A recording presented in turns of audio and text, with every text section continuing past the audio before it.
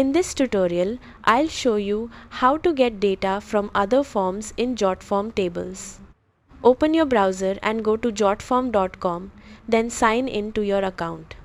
From your dashboard, click My Workspace in the upper left corner and select My Tables. Click Create Table, then choose Start from Scratch. Once the table builder opens, click plus New tab, select Table and click Next. Choose Connect to Form, then click Next. Select the form you want to import data from using the drop-down menu, then click Next. You will now see the available form fields. Drag the fields you want into the table layout and arrange them in the order you'd like them to appear. When everything looks good, click Create. Your new table will be created and populated with submissions from the selected form. Any new submissions to that form will automatically appear in the connected table, making it easy to manage all your data in one place.